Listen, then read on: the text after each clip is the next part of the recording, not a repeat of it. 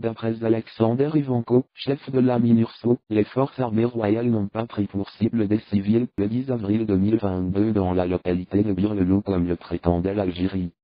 La cible des phares était un convoi de camions transportant des armes et des munitions.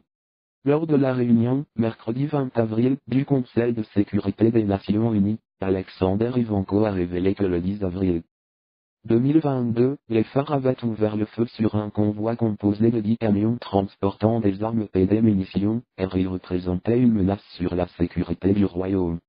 Dans son intervention, relayée par le Forum Phare Maroc qui annonce en détenir copie, le chef de la MINURSO a assuré que le Maroc avait informé les services des Nations Unies de cette opération menée par les forces armées royales dans la localité de Bir-la-Loup. Toujours d'après la même source, les milices du Polisario ont empêché durant 72 heures les casques bleus de la MINURSO d'accéder au lieu de l'attaque.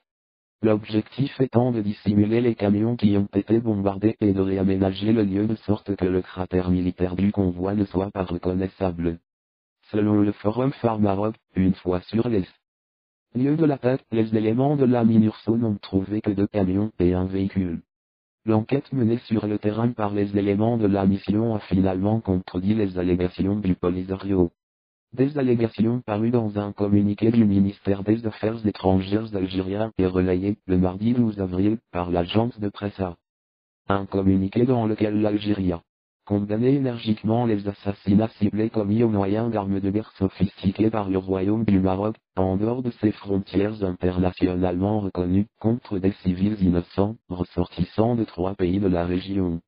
La semaine dernière, le porte-parole du gouvernement mauritanien, Mohamed Mael Anen-Ouled, a lui aussi fermement démenti la version algérienne et par la même occasion, écarté toute implication du Maroc. Par ailleurs, l'exposé d'Ivanko a indiqué que les provocations des milices du Polisario près du mur de la défense ont diminué depuis octobre 2021. La fréquence quotidienne des incursions dans la zone tampon est passée de 2,6 à 1,3 incidents par jour.